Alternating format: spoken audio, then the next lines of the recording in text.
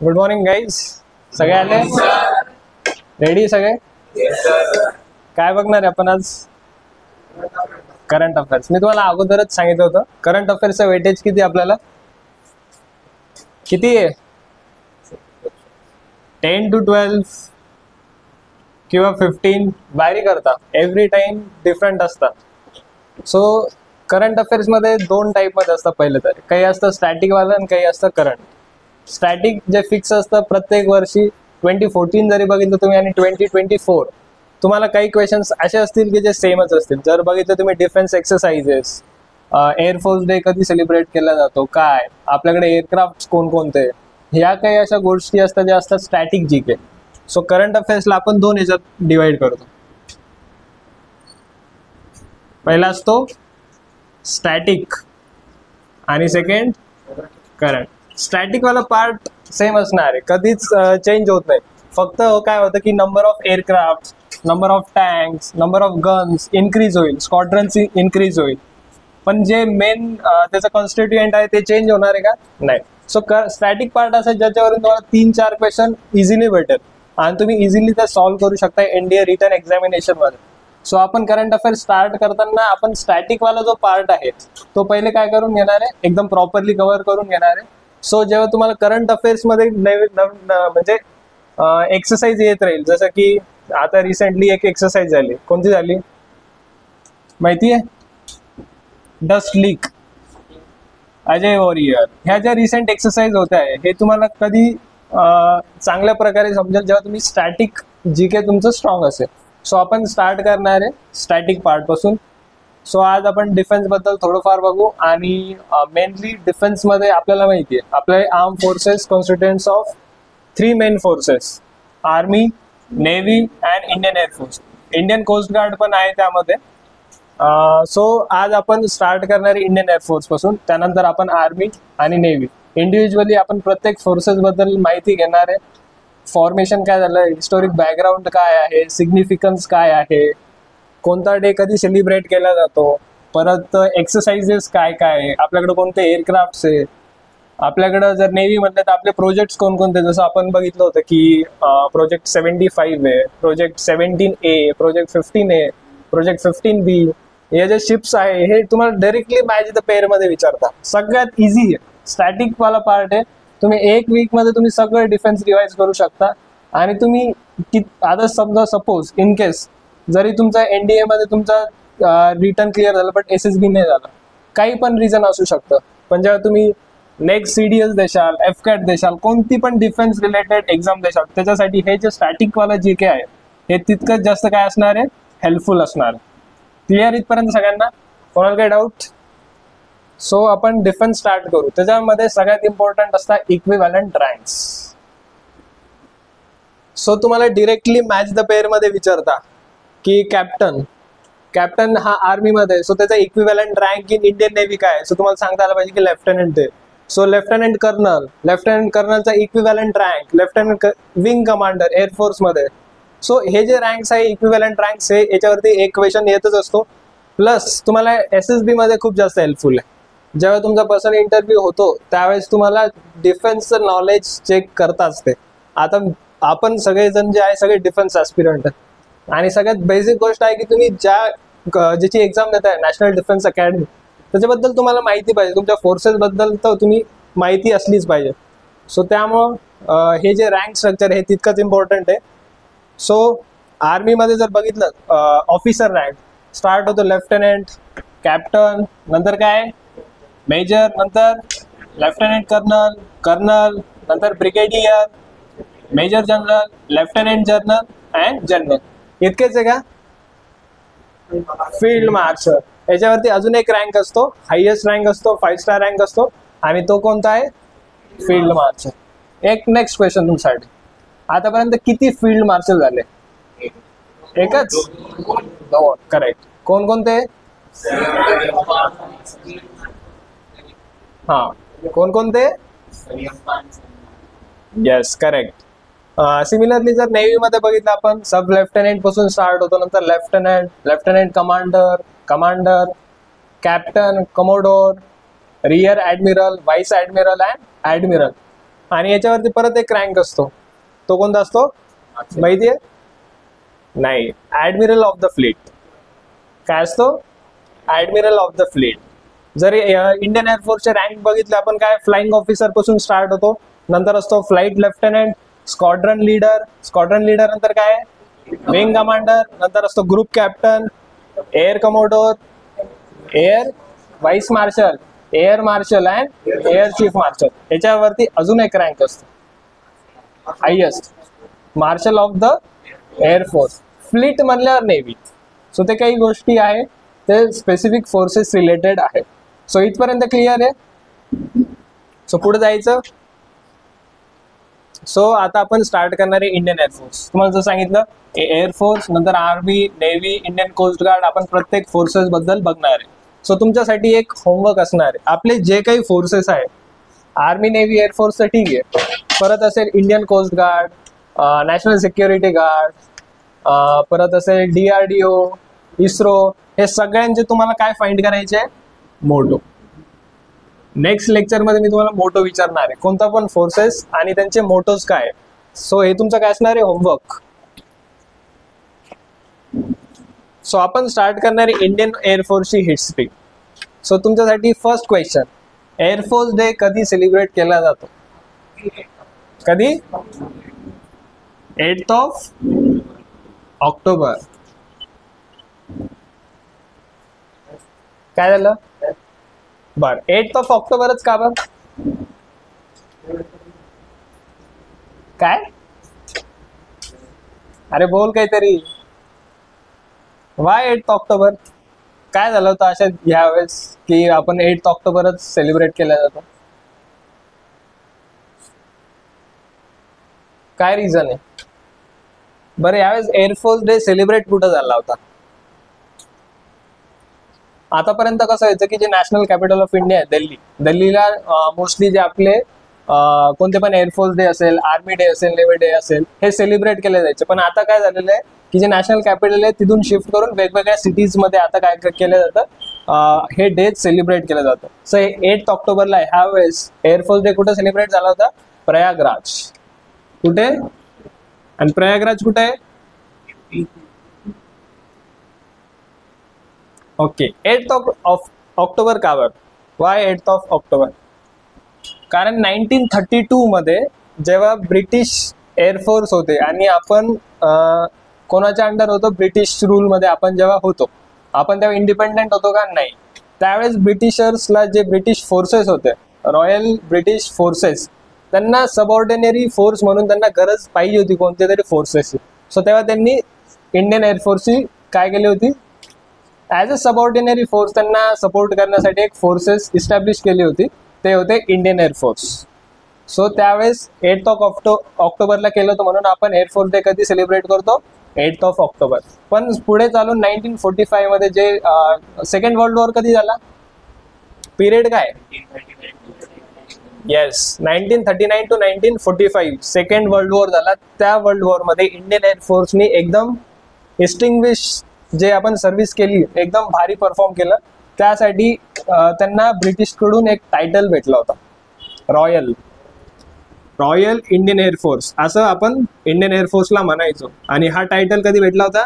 1945 मध्ये. इथपर्यंत क्लिअर आहे? बघा इथं पण तेच दिलेलं आहे. काय? Indian air force was officially establish on 8th of October as a auxiliary air force for Royal air force of Britain. नंतर हे फर्स्ट स्क्वॉड्रन बद्दल माहिती दिलेली की first squadron was commission with Westlands, Wapiti, biplanes and 5 pilots.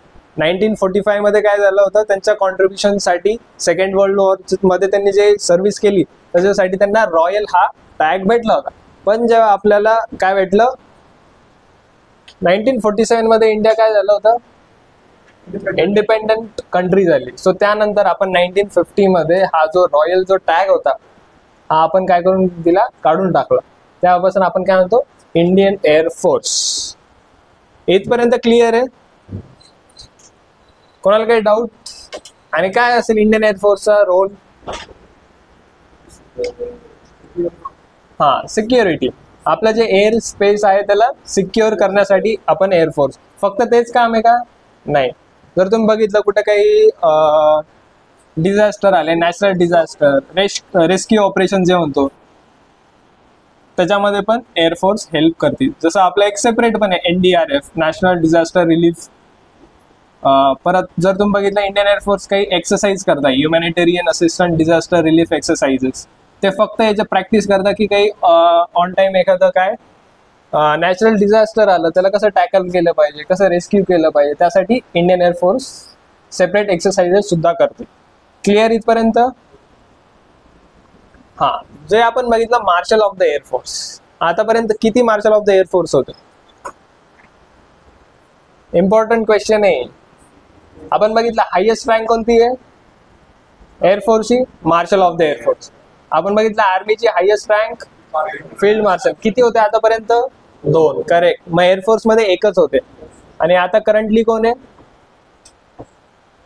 कोण आहे? Who is the current marshal of the air force? बघा, आतापर्यंत एकच मार्शल ऑफ द एअरफोर्स होते आणि ते होते अर्जन सिंग. आणि त्यांच्या डेथ नंतर करंटली जी पोस्ट आहे ती काय आहे? Vacant. And it is a honorary rank, जे की आता वॅकंट आहे. क्लिअर इथपर्यंत? Okay. Now what is the motto of Indian air force? जे नोट्स काही तुम्ही लिहिता येत नसेल, नंतर मी स्लाइड शेअर करू. सो काय मोटो काय? Touch the sky with glory, म्हणजे नभ स्पृश्यम दीप्तम. हा मोटो कुठून घेतलाय आपण? 11th chapter of Bhagavad Gita. जेव्हा तुम्ही बघा बॅटल फील्ड वरती, कुठं? कुरुक्षेत्र, त्याच्यामध्ये काय झालं होतं? बॅटल होतं कौरवाज वर्सेस पांडवाज. आणि कौरवाज कडनं सगळे एकदम खतरनाक होते, भीष्म, द्रोणाचार्य सगळे होते. आणि इकडून वासुदेव कृष्ण, हा, पांडवाज कडनं. आणि अर्जुनाचे चॅरिएट कोण चालवत होतं? लॉर्ड कृष्ण. त्यांनी एकदम सगळ्यांच्या समोर आणून ठेवलं. त्यावेळेस अर्जुन काय झाला होता? करेज नव्हतं राहिलं त्याच्यामध्ये की स्वतःच्याच जे फॅमिली मेंबर्स आहेत त्यांच्या अगेन्स्ट फाईट करायचे. सो त्यावेळेस जे वर्सेस म्हणतो आपण त्याला, जे काही नॉलेज असेल जे श्रीकृष्णाने दिलं होतं कोणाला? अर्जुनला. सो त्यामधून हा 11th चॅप्टर ऑफ गीता जे आहे त्याच्यातून हे घेतलेलं आहे आपण. काय हा मोटो? आणि त्याचं मिनिंग आहे touch the sky with glory. Clear इथपर्यंत? लक्षात राहील कुठून घेतलाय, त्याच्या मागची हिस्ट्री काय? क्लिअर आहे सगळ्यांना? कोणाला काही डाऊट? लक्षात ठेवा.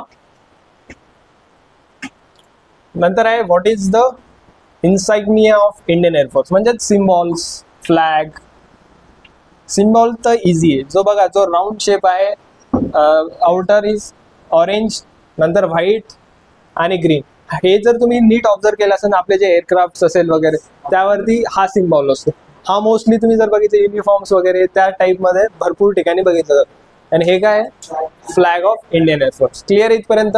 हे सिम्बॉल लक्षात राहील, ओळखता येईल तुम्हाला कोणतं शेप येतो, बाकी काही नाही, शेप वरती दिलेला आहे. क्लिअर? ओळखता येईल ना कोणतं इंडियन एअरक्राफ्ट आहे, कोणतं पाकिस्तानी एअरक्राफ्ट आहे. तर ते सिम्बॉल असतात, सो ते रिकग्नाइज करायला इझी होतं. नंतर आहे कमांड्स.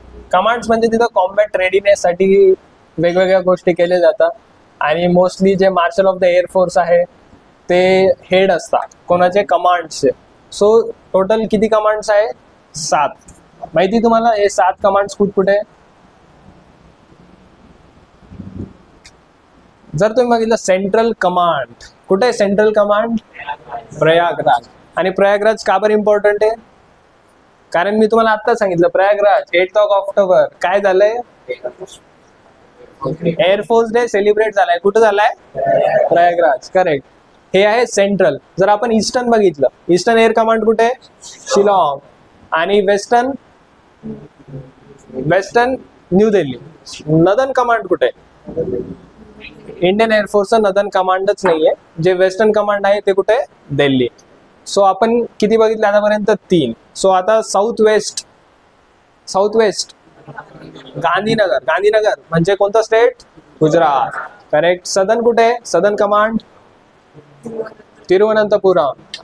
हे झाले 5 कमांड्स. आणि 2 ऑपरेशनल कमांड्स आहे जे मेंटेनन्स साठी किंवा काही पण जे काही सर्व्हिससाठी असेल ते केले जातात, ते आहे 2. एक आहे मेंटेनन्स कमांड. मेंटेनन्स कमांड कुठे आहे आपलं? Nagpur. And training command Bengaluru. असे टोटल किती कमांड्स आहे? So 5 operational commands and 2 functional commands. असे टोटल 7 कमांड्स आहे इंडियन एअरफोर्स मध्ये. सो लक्षात राहील. बघा, सेंट्रल कमांड कुठे आहे? प्रयागराज. Eastern command Shillong.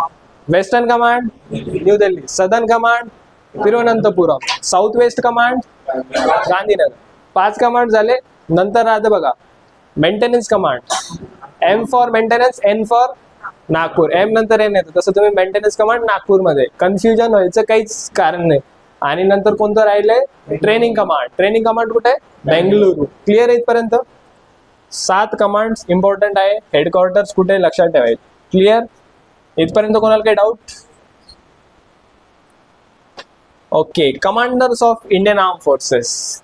आता 3 commanders of Indian arm forces काय असतात? So first question is, who is the supreme commander of Indian arm forces? President. President of India is the supreme commander. म्हणजे जे काही आर्म फोर्सेस रिलेटेड काही पण होते, so सगळ्यात पहिले जे आपले सीडीएस असेल, चीफ ऑफ डिफेन्स स्टाफ, ते कोणाला सांगतील? प्रेसिडेंटला. सो क्लिअर इथपर्यंत? सुप्रीम कमांडर कोण आहे? President. Then second most important commander is Chief of Defence Staff. And who is the current Chief of Defence Staff? Don't forget to mention rank. He is not your friend. You are just calling him by name. You need to mention the rank also. So, who is the Chief of Defence Staff?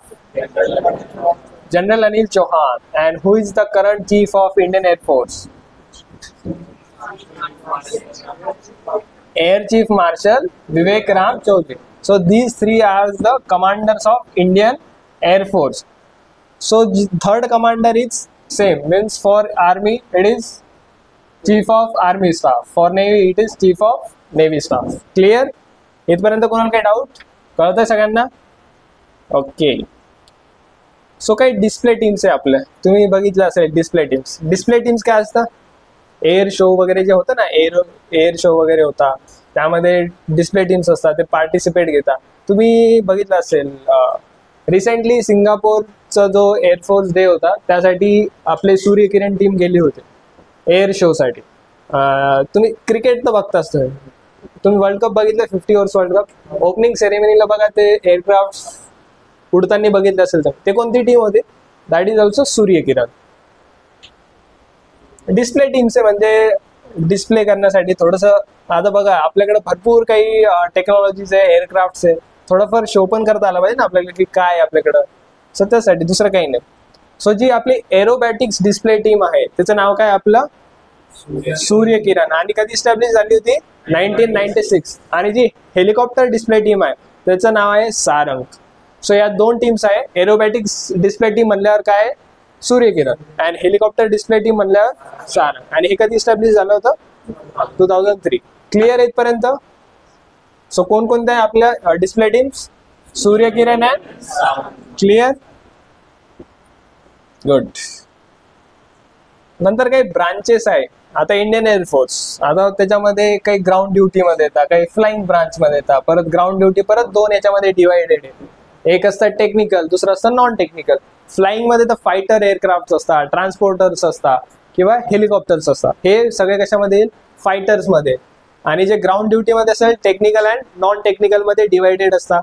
काही electronic मध्ये येईल, काही mechanical मध्ये येईल. आणि जे non technical branches आहेत त्याच्यामध्ये ऍडमिनिस्ट्रेशन असेल, लॉजिस्टिक्स असेल, मेटेरोलॉजी असेल, एज्युकेशन असेल. हे ब्रांचेस आहे इंडियन एअरफोर्सच्या. फक्त माहिती पाहिजे तुम्हाला. याच्यावरती तुम्हाला काही क्वेश्चन्स येणार नाही, बट स्टील तुम्हाला या बेसिक गोष्टी आहेत ज्या माहिती पाहिजे.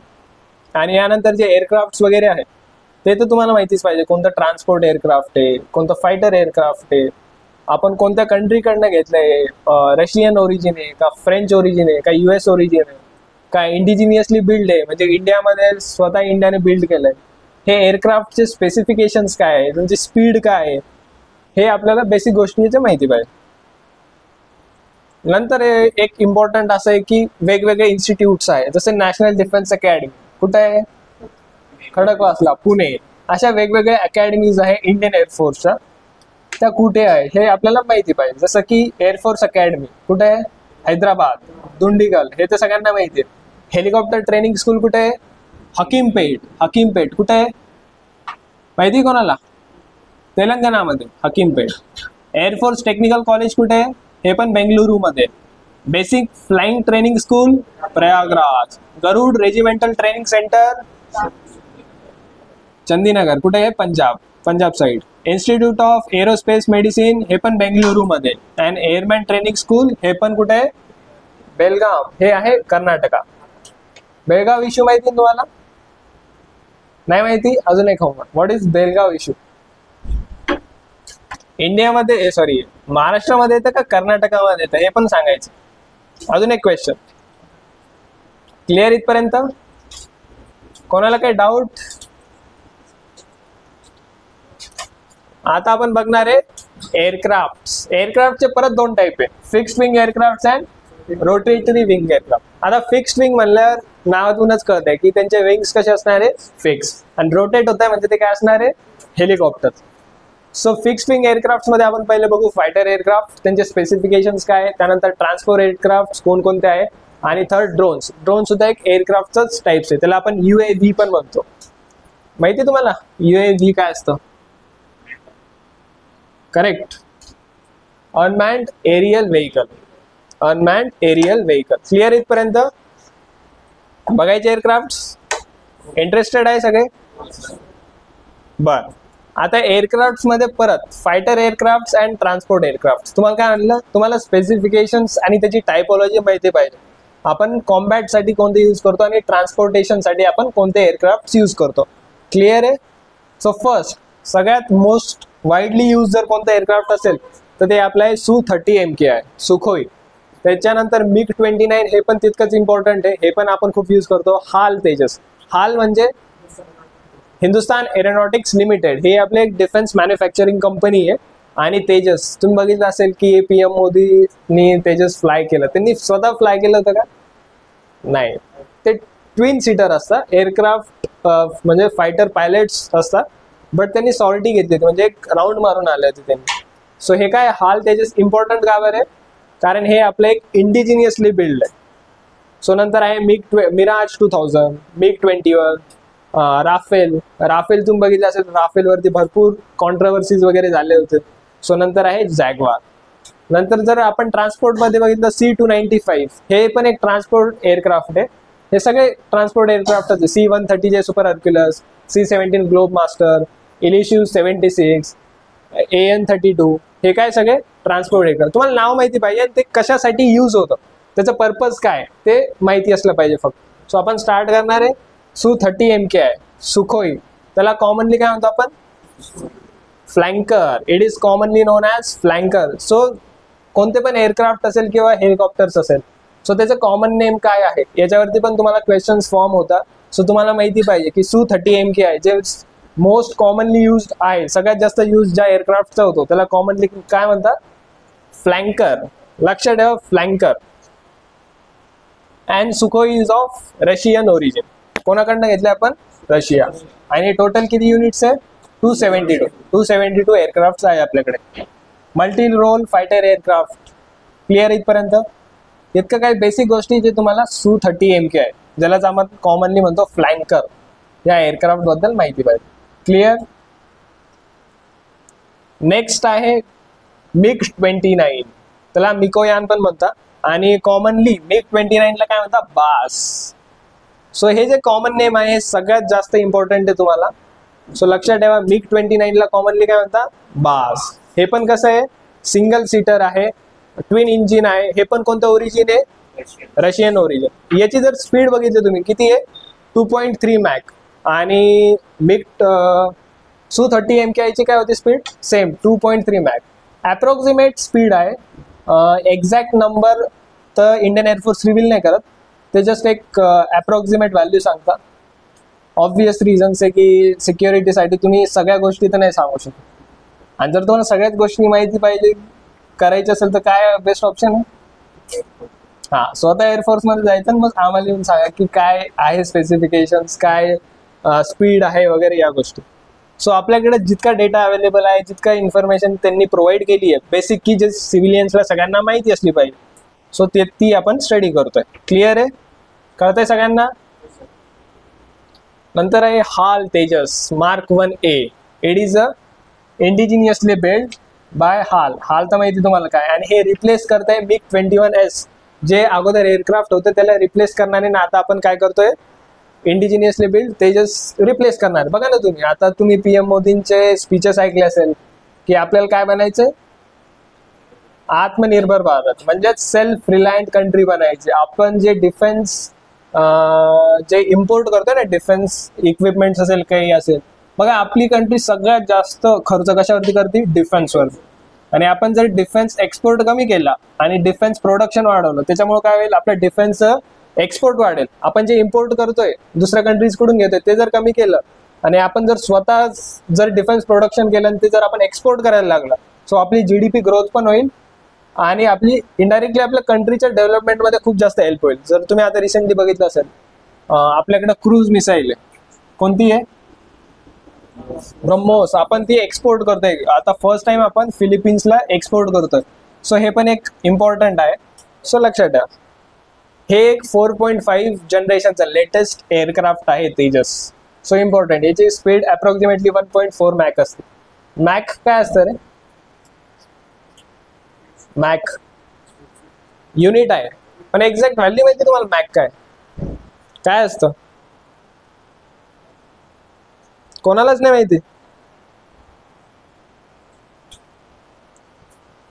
वन मॅकला आपण कशासोबत कम्पेअर करतो, स्पीड ऑफ साऊंड. आता स्पीड ऑफ साऊंड काय असतं मला नेक्स्ट लेक्चर मध्ये सांगेल. What is the speed of sound, अजून एक होमवर्क. आणि आपल्याकडं आपण 83 ऑर्डर केलेले युनिट्स कशाचे, तेजस. आणि तेजस काय, इंडिजिनियसली बिल्ड. कन्फ्युजन होतंय, जास्त डेटा आहे, म्हणजे तुम्हाला फर्स्ट लेक्चर असल्यामुळे असं वाटत असेल हे कसं लक्षात ठेवायचं, पण जसं तुम्ही 2-3 लेक्चर होईल तुम्हाला ऑटोमॅटिक लक्षात राहील. तुम्ही स्वतः रिवाइज करशाल. Su-30M आहे, रशियन ओरिजिनचं आहे, मोस्ट वाईडली युज्ड आहे. परत त्याला कॉमनली काय म्हणता, फ्लँकर म्हणता. मग बाज कशाला म्हणता, MiG-29, ते कोणत्या ओरिजिनचं आहे, ते पण रशियन. जर स्पीड विचारली, स्पीड काय आहे, 2.3 मॅक. आता मॅकची व्हॅल्यू काय ती पण तुम्हाला फाइंड आउट करायची. क्लिअर आहे? Speed of sound. मग आपल्याकडे 4.5 जनरेशनचं कोणतं एअरक्राफ्ट आहे, सो ते कोणतं आहे, तेजस. पण ते तर इंडिजिनियसली बिल्ड आहे, कोणी डेव्हलप केलंय, हाल. कळतंय कसं रिलेट करतोय आपण, बस असंच रिवाइज करायचं. नंतर आहे दसॉल्ट एव्हिएशनचं मिराज 2000. हे आहे फ्रेंच कंपनी. दसॉल्ट एव्हिएशन ही एक फ्रेंच एव्हिएशन कंपनी आहे. आणि हे जे मिराज 2000 आहे हे कोणी बिल्ड केलेलं आहे, कोणाकडनं घेतलंय आपण, फ्रेंच ओरिजिनचं आहे. करेक्ट. याची पण अप्रॉक्सिमेटली 2.3 मॅक्स स्पीड आहे. इम्पॉर्टंट आहे, याला काय म्हणतात, कॉमनली नोन ॲज, दिसतंय, वज्र. कॉमनली नोन ॲज वज्र. क्लिअर इथपर्यंत? बस इतकंच माहिती पाहिजे, जास्त तुम्हाला याच्यामध्ये PhD नाही करायची. जेव्हा तुम्ही एअरफोर्समध्ये सिलेक्ट होशाल तेव्हा तुम्ही PhD करा त्याच्यामध्ये. पण आता बेसिक आपल्याला रिटर्न प्लस SSB आणि तुमच्या जनरल नॉलेजसाठी जर काही इम्पॉर्टंट असेल तर या गोष्टी. क्लिअर आहे? नंतर आहे MiG-21 बायसन. हे जे MiG-21, MiG-29 हे सगळे कोणत्या ओरिजिनचे, रशियन ओरिजिनचे. याला पण आपण कॉमनली काय म्हणतो, बायसन. जसं बाज कशाला म्हणतो आपण, MiG-29 ला.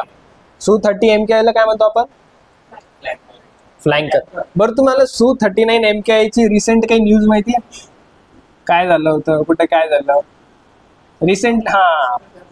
रिसेंटली नाशिकमध्ये एक क्रॅश झालं होतं एअरक्राफ्ट. कोणतं होतं ते, Su-30MKI. सो असं रिलेट करा. मग जे रिसेंटली क्रॅश झालं होतं ते कोणतं एअरक्राफ्ट होतं, Su-30MKI. त्याला कॉमनली काय म्हणतो आपण, फ्लँकर. त्याची स्पीड काय आहे, 2.3 मॅक. कोणतं ओरिजिन आहे, रशियन ओरिजिन. कळतंय? असं रिलेट करायचं. याचे आपल्याकडे 50 युनिट्स म्हणजे नंबर. टोटल 50 एअरक्राफ्ट आपल्याकडे MiG-21.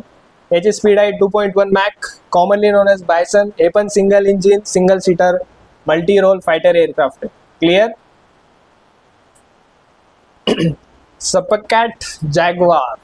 आता जॅग्वार याला आपण कॉमनली काय म्हणतो, Shamsher. And it is of Anglo French origin. Clear? लक्षात ठेवा, अँग्लो फ्रेंच ओरिजिन आहे. आणि a twin engine single seater deep penetration strike aircraft. काय मिनिंग होतं याचं, डीप पेनिट्रेशन? हे याच्यामध्ये इमेजमध्ये तुम्हाला दिसत नाहीये, बट हे जे आहे ना, इथं एक बीक सारखं असं समोर आलेलं आहे. तिथं बाहेर एक एअरक्राफ्टचा फोटो आहे बघा. त्याच्यामध्ये असं जे काय म्हणतात ना आपण, सुई कशी असते इतकं असं स्ट्रेट असतं. ते कशासाठी आहे? एअरला कट करण्यासाठी. सो डीप पेनिट्रेशन त्यामुळेच आहे, कारण हे असं लो सरफेसवर जाऊन टार्गेट हिट करू शकतं वगैरे, ड्रॉप करू शकतं. त्यासाठी आपण याला काय म्हणलेलं आहे? Deep penetration. आणि कोणतं आहे? जॅग्वार. कॉमनली काय म्हणतो आपण याला? शमशेर. याची पण अराउंड 1.3 मॅक्स स्पीड आहे. 130 युनिट्स आपल्याकडं सध्या आहे करंटली. कशाचे? शमशेर म्हणजेच जॅग्वार. आता दसॉल्ट एव्हिएशन कोणती कंपनी आहे? फ्रेंच. आणि राफेल तुम्हाला सांगितलं त्याच्या भरपूर कॉन्ट्रोवर्सी झालेल्या, पण करंटली किती आपल्याकडं? 36 राफेल्स आहे. हेच राफेल थोडंसं असं म्हणतात की it is tough to fly, थोडंसं अवघड जातं, कारण हे आपल्याकडं भरपूर काही जे आहे ते सिंगल सीटर, ट्विन सीटर्स पण आहे, सिंगल सीटर पण आहे, पण आपल्याकडं मोस्टली सिंगल सीटर जास्त आहे. आता जर एकच पायलट आहे तर थोडंसं टफ जातं ते फ्लाय करायला. क्लिअर आहे? इथपर्यंत कोणाला काही डाऊट आहे? फक्त अंडरस्टँड करा. असं नाही डिसाईड करायचं की हा फर्स्ट लेक्चर आपल्याला सगळं लर्नच झालं पाहिजे, नाही होणार. माझ्याकडनं पण 1-2 लेक्चरमध्ये नाही होत. आपण जेव्हा रिवाइज करतो आपण बघतो एअरक्राफ्ट, इमेज बघायचं हे कोणतं एअरक्राफ्ट आहे, मग तुमच्या डोक्यात दिला अरे हा हे तर कोणतं आहे? हे राफेल आहे. मग तुम्हाला आठवेल आपल्याकडे टोटल 36 राफेल्स आहे. ओरिजिन कुठलं आहे त्याचं? बस असं रिलेट करायचं आहे आपल्याला. सो आपले फायटर एअरक्राफ्ट झाले, जे मोस्ट इम्पॉर्टंट होते तेच आपण स्टडी करणार. आता आपण बघणार आहे ट्रान्सपोर्ट एअरक्राफ्ट कोणकोणते, जे की ट्रान्सपोर्टसाठी यूज होता. क्लिअर आहे? आता ट्रान्सपोर्टसाठी म्हणजे माहिती आहे तुम्हाला काय? पायलट्स, सॉरी आपले कोण सोल्जर्स असेल किंवा काही असेल त्यांना ट्रान्सपोर्ट करण्यासाठी. आता जे AN-32 आहे, अँटोनेव्ह 32, हे काय आहे? रशियन ओरिजिनचं आहे आणि हे टोटल 39 पॅराट्रुपर्सला कॅरी करू शकतं किंवा 6.7 टन इतकं पेलोड ते काय करू शकतं? कॅरी करू शकतं. बस इतकंच माहिती पाहिजे.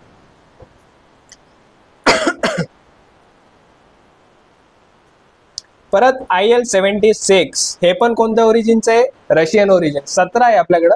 आणि जर तुम्ही बघितलं IL-76 आणि IL-78 तर ट्रान्सपोर्ट आहेच, पण IL-78 हे असं एक एअरक्राफ्ट आहे, ट्रान्सपोर्ट एअरक्राफ्ट, ते मिड एअर रिफिलिंग साठी सुद्धा यूज होतं. आता मिड एअर रिफिलिंग माहिती ना काय? हा, आता जसं की तुम्ही बाईकवर जाताय, पेट्रोल संपलं, मग काय करणार? बाईक आडवी करणार, बरोबर? पण ते पण संपलं मग काय करशाल तुम्ही? लोटत नाही. पण जर प्लेनचं जर फ्युएल असेल ते संपलं मग काय ऑप्शन? एरोप्लेन आहे ना, ते हवेने उडून येऊन जाईल. पॉसिबल आहे का?